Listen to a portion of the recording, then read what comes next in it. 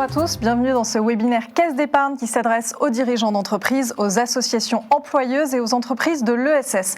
Alors on est ensemble ce matin pour discuter de vos placements, de la gestion de votre trésorerie, un sujet qui est important finalement quel que soit votre secteur ou la taille de votre entreprise, d'autant plus important que le contexte évidemment on le sait est assez complexe en ce moment. Nous avons de l'inflation, de la volatilité sur les marchés, des facteurs d'incertitude, donc comment bien gérer ces placements dans ces conditions? Pour en parler, nous avons avec nous 3 experts ce matin. Christelle Hénard, vous êtes experte placement à la Caisse d'épargne Rhône-Alpes. Bonjour. Bonjour à tous. À vos côtés, Jean-Jacques Friedman, vous êtes directeur des gestions déléguées chez Vega Investment Solutions. C'est une filiale du groupe BPCE et Caisse d'épargne. Bonjour Jean-Jacques. Bonjour Ingrid. Et enfin, Michel Ivanovski, bonjour. Bonjour Ingrid. Vous êtes le fondateur et président du groupe MIPIS. C'est une entreprise qui fournit des solutions et des conseils de paiement. Merci également d'être venu ce matin. Quant à vous, vous pouvez aussi poser toutes vos questions. Il y a un onglet dédié sur votre écran et nous avons 2 experts qui travaillent avec vous, Christelle, des experts de la Caisse d'épargne Rhône-Alpes qui répondent en direct à vos questions. Vous trouverez donc Julien Segui et Laurent Jacquemin derrière votre écran.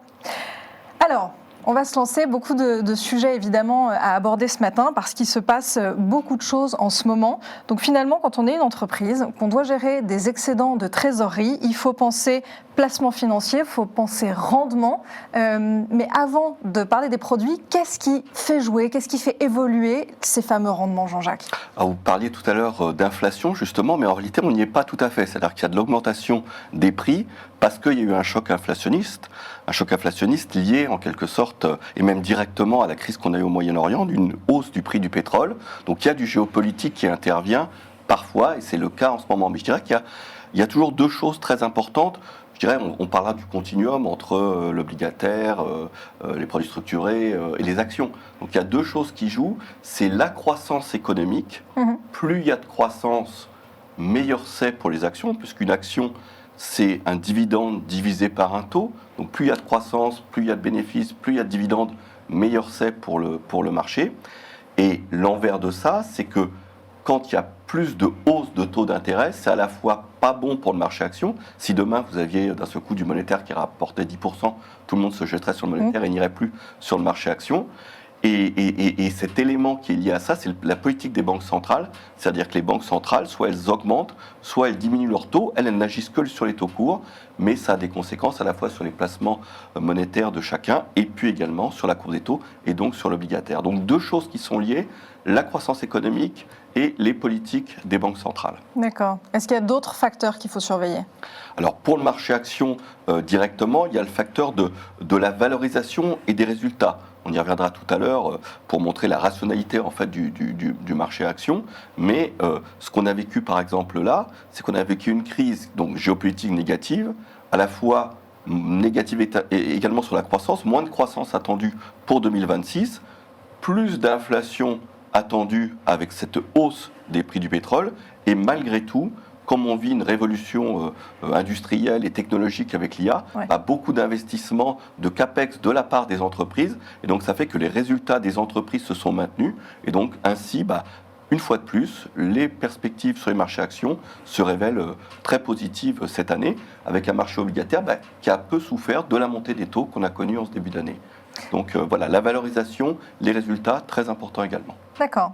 J'ai retenu déjà 2 mots un peu qui émergent dans votre discours. Vous avez parlé d'inflation évidemment. On sait que derrière, ce sont les banques centrales qui sont à la manœuvre. Alors que si on se concentre un peu chez nous, en Europe, on a la BCE dont la mission est de contrer l'inflation, en tout cas de la gérer. C'est vrai que c'est une composante qui est importante aussi pour les entreprises. Aujourd'hui, quelle est un peu votre lecture sur la politique de la BCE, sur cette inflation, oui ou non ? Justement, la BCE, elle a pour objectif de contrer l'inflation. Donc elle a monté ses taux, non pas parce que monter ses taux résout finalement le problème du pétrole, il n'y a pas de corrélation directe, mais ça empêche les anticipations inflationnistes de se mettre en place et la boucle de l'augmentation des prix qui génère une augmentation des salaires. Et c'est ce qu'elle a voulu détruire. Et donc c'est pour ça que, et on le verra peut-être tout à l'heure, il y a une montée des taux qu'on a connue, justement, à la fois des taux courts et des taux longs, avec l'idée finalement qu'elle veut contrer finalement cette hausse des taux longs et que d'ici quelques mois, c'est encore trop tôt, on pourrait avoir un plafonnement puis une baisse des taux longs. Et on le verra tout à l'heure, c'est favorable dans ce qu'on joue, si on joue des obligations pures ou des obligations à échéance. Donc son objectif à la Banque centrale, c'est d'empêcher finalement cette boucle prix-salaire, une véritable inflation, de s'installer. Et donc il y a beaucoup de choses qui se passent en ce moment quand même, beaucoup de choses à surveiller également. Comment est-ce que ça se traduit concrètement pour les entreprises Christelle ? Est-ce que finalement, au vu de tout ce qui se passe, il faut revoir un peu ces horizons de placement, les penser différemment ? Déjà, une première chose, attendre et ne rien faire, c'est quelque part une erreur parce que en fait, il y a de la trésorerie qui dort et ne pas la placer revient à se priver de revenus financiers. Donc, la première erreur, ce serait tomber dans l'immobilisme et d'attendre que le contexte s'améliore. Dans un contexte, quel qu'il soit, même un contexte incertain, eh bien, il y a toujours des opportunités de placement et c'est ça qui est important pour une entreprise de bien essayer de déterminer sa stratégie de placement. Alors justement, concrètement, comment est-ce qu'on fait pour ne pas tomber dans l'immobilisme et pour penser cette stratégie de placement ?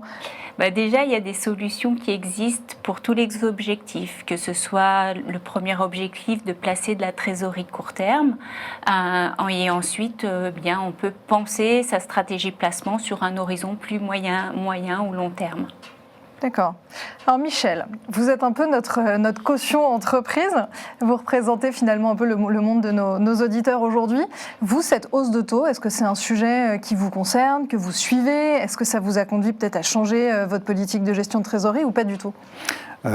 Si, un petit peu quand même. Donc effectivement, il faut vraiment se bouger en tant que dirigeant d'entreprise. Il ne faut pas hésiter à challenger son directeur financier sur ces sujets-là. Nous, la gestion de trésorerie, c'est quelque chose dont moi je me suis personnellement occupé depuis à peu près 18 mois et c'est vrai que aujourd'hui c'est devenu un vrai centre de profit dans l'entreprise. Ça représente pas loin de 20% de contribution à notre marge. C'est conséquent. C'est conséquent parce qu'en fait on a beaucoup de liquidités, on vient de lever des fonds. D'accord. Et donc on a beaucoup travaillé avec notre chargé d'affaires de la Caisse d'épargne justement pour mettre en place toute une stratégie de notre gestion de liquidité court, moyen, long terme. Ça vaut le coup de passer un peu de temps là-dessus et c'est un vrai travail qu'il ne faut pas négliger et qui est important. 18 mois, on sent une sorte de bascule, effectivement, en lien avec évidemment tous les événements dont vous avez pu nous parler, Jean-Jacques. Alors vous le disiez, tous les trois déjà, il y a effectivement différentes échelles de temps sur lesquelles créer sa stratégie. On peut commencer par le moyen terme. Moyen terme, évolution des taux, vous commenciez à nous parler de 2027. Finalement, comment est-ce qu'on ajuste sa stratégie ? Comment la penser sur cette échéance-là ? La logique, c'est de se dire que normalement, les taux longs sont supérieurs aux taux moyen terme, sont supérieurs aux taux court terme. Ça peut changer, mais c'est ça la base. Mais ce n'est pas suffisant de se dire, tiens, je place sur le moyen terme. Alors déjà, si on a un échéancier et qu'on a bien fait ce travail en disant, je dis n'importe quoi, on peut passer 80% sur le court terme et 20% sur le moyen terme. L'idée du moyen terme, c'est qu'il y a une sensibilité obligataire. C'est-à-dire que si vous achetez simplement une SICAV obligataire, par exemple, si les taux montent, vous avez certes le portage obligataire, mais vous risquez une moins-value obligataire.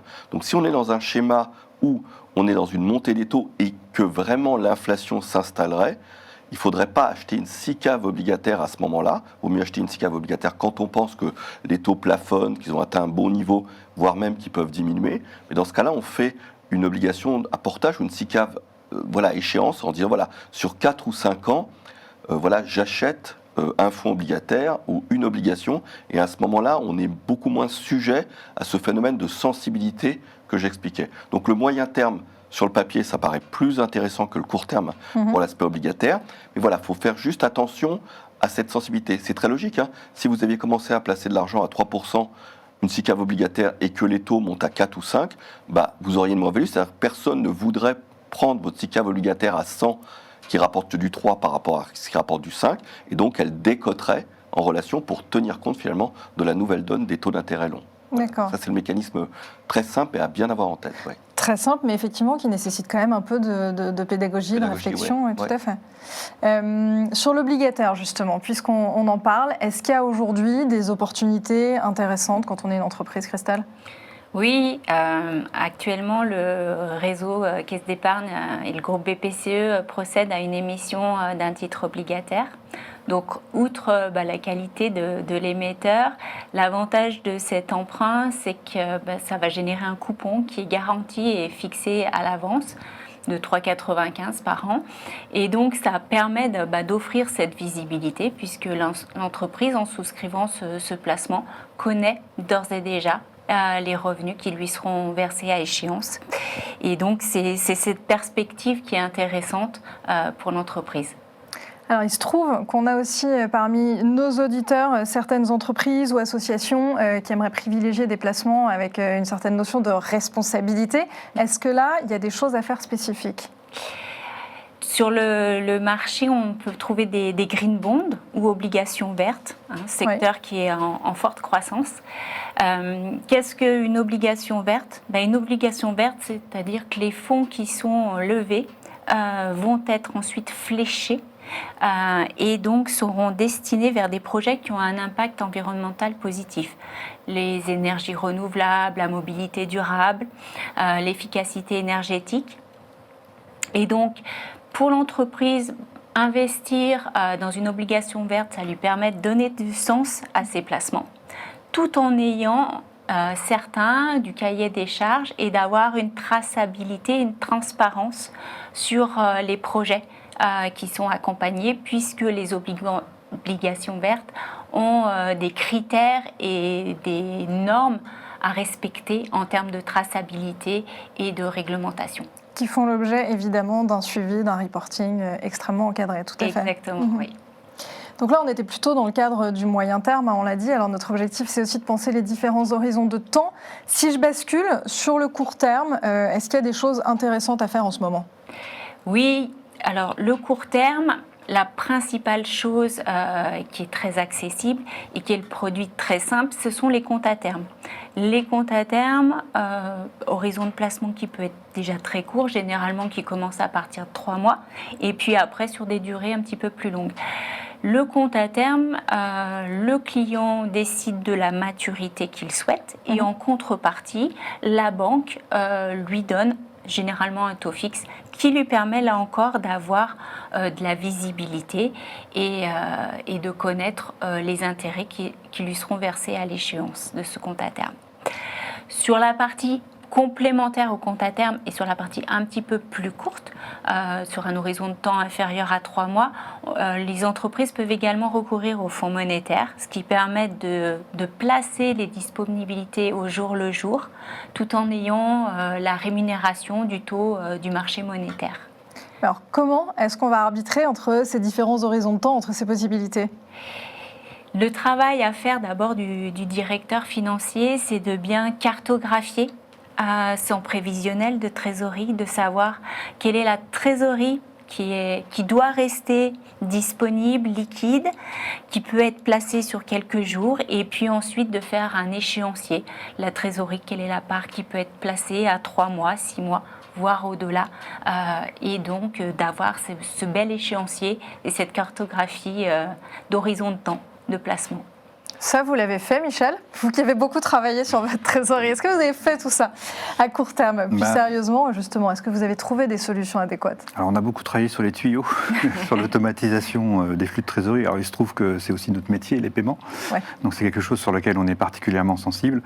On a des activités qui sont très différentes en termes de cycle de trésorerie.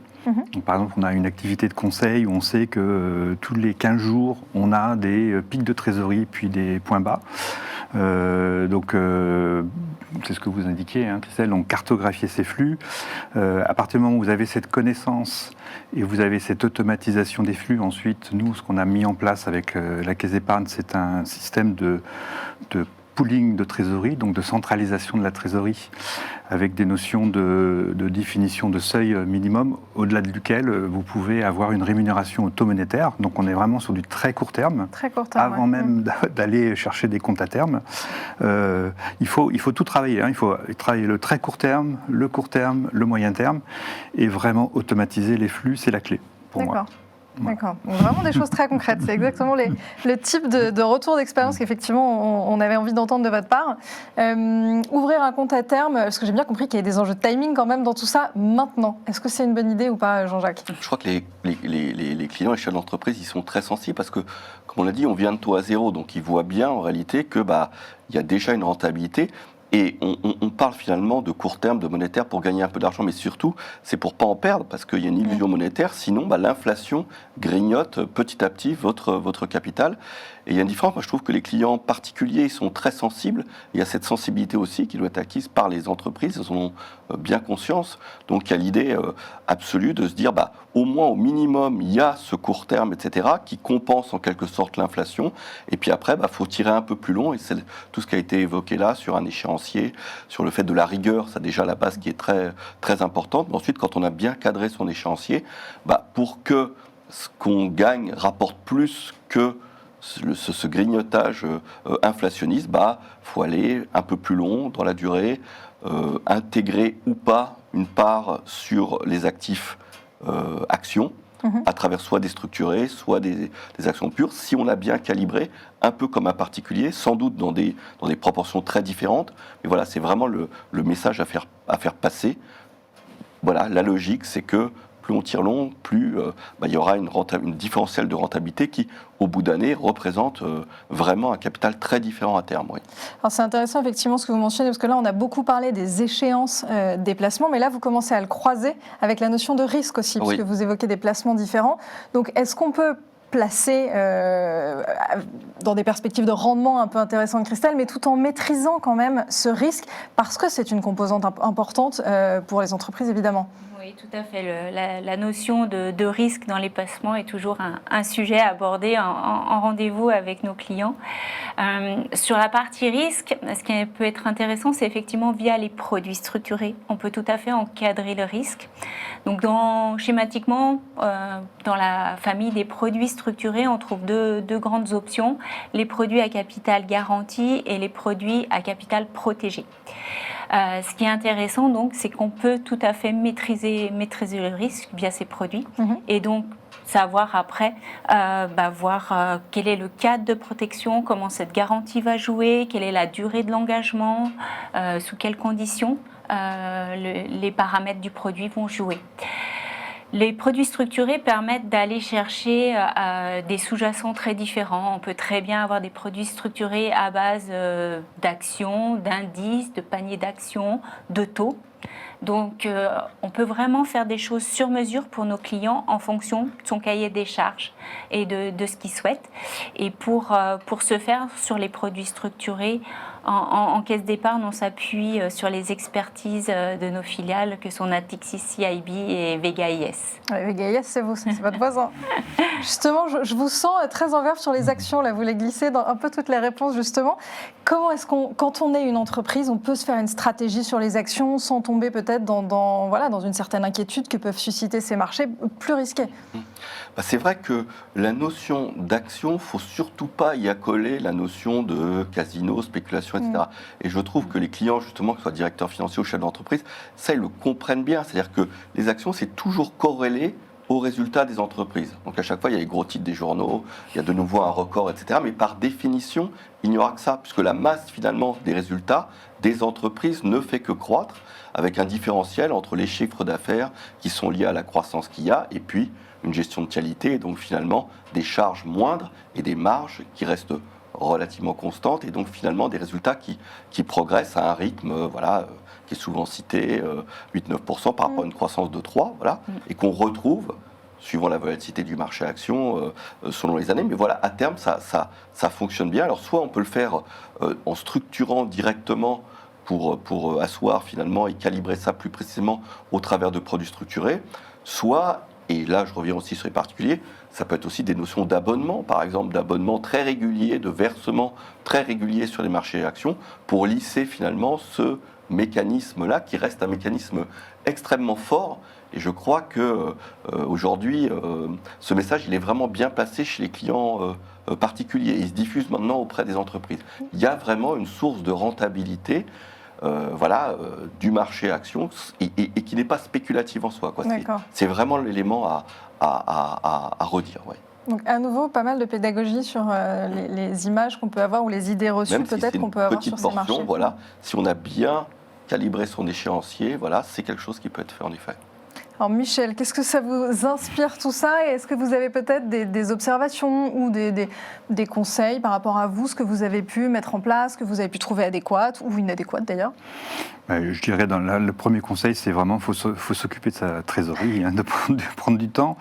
Moi, j'ai bien compris qu'il y avait des horizons de placement différents et Jean-Jacques, merci, je vais regarder les actions.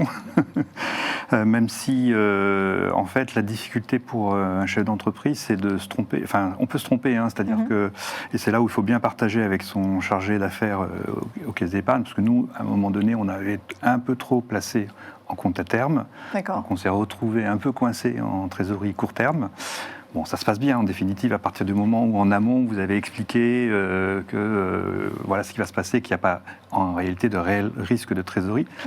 Mais c'est vrai que plus on travaille sur des horizons longs, plus c'est compliqué en fait de s'engager. Et donc, mais j'ai compris qu'il y avait les actions, c'était important. Qu'il y avait des produits structurés que peut-être j'irai aussi vous voir, Christelle, pour en savoir un petit peu plus. Donc moi, mon conseil, c'est prenez un peu de temps et c'est important de gérer sa trésorerie avec toute la palette de produits qui est à disposition. Et si on se penche sur l'avenir un petit peu, est-ce qu'il y a des choses que vous envisagez de mettre en place ou est-ce qu'il y a peut-être dans votre activité des évolutions où là aussi vous allez avoir besoin d'accompagnement spécifique de la part de la banque? Alors oui, effectivement, nous, il se trouve qu'on a une clientèle qui est également intéressée par être accompagnée sur des paiements en devises. Donc on s'est également rapproché de la Caisse d'épargne pour voir le type de solution que l'on peut avoir. Alors on a découvert à cette occasion la très belle salle de marché à Lyon, au-dessus de la gare, avec une très belle vue et ainsi de suite. On n'a pas beaucoup parlé des devises. C'est aussi un sujet, je pense, de trésorerie important, qui nécessite plus de technicité et plus complexe. En tous les cas, pour nous, c'est quelque chose qui est plus complexe et sur lequel c'est important de se faire également accompagner. Donc si on parlait d'avenir, pour nous, ben voilà, l'international et les devises. D'accord, international et devises, parfait. Puisqu'on arrive à la conclusion, Jean-Jacques, qu'est-ce qu'on retient? Qu'est-ce qu'il est important de regarder? Je crois que l'exemple très concret de rigueur pour ne pas laisser de l'argent dormir quelques semaines, quelques jours, etc., ça c'est le premier élément. Mais une fois qu'on a bien défini sa cartographie, c'est de se dire qu'il n'y a pas de magie, c'est-à-dire que le court terme qui semble rémunérateur, en fait, il est face simplement à l'illusion monétaire qui vient grignoter votre capital et qu'il faut, si on a bien calibré son échéancier, essayer d'aller soit tirer un petit peu plus long, soit introduire une exposition action directe ou indirecte, même si ça représente quelques pourcents, parce que le message qui est bien compris aujourd'hui par la clientèle privée, elle se répand aujourd'hui, je trouve, dans la clientèle entreprise, et c'est le point, je trouve, intéressant. D'accord, donc une évolution de tendance un petit peu. D'accord. Christelle, le mot de la fin, il est pour vous. Merci. Et bien pour conclure, donc comme on l'a dit et qu'on a essayé de le faire comprendre sur ce webinaire, c'est qu'effectivement, à destination de nos clients entreprises, on a une palette de solutions très très large en matière de placement, en allant des produits les plus simples, les fonds monétaires, les comptes à terme, et après arriver un petit peu à se projeter sur des produits plus moyen terme, long terme, les obligations, le marché action, pour se diversifier, parce que je crois que le maître mot dans une bonne gestion, c'est la diversification. Donc j'encourage nos clients à venir faire appel à nos connaissances et donc à consulter leurs chargés d'affaires et les experts placements qui sont présents dans les 15 caisses d'épargne régionales. D'accord, donc pour conclure, il y a effectivement beaucoup de choix, des opportunités qui se dessinent. Maintenant, la question c'est évidemment de faire les arbitrages en fonction du profil de l'entreprise et de ses besoins spécifiques. Merci beaucoup à tous les trois d'être venus nous éclairer sur ces sujets aujourd'hui. Merci à vous également de nous avoir suivis. Si vous souhaitez revoir ce webinaire, il sera disponible en replay et vous recevrez un lien par mail pour pouvoir le consulter également. Merci encore et à très bientôt.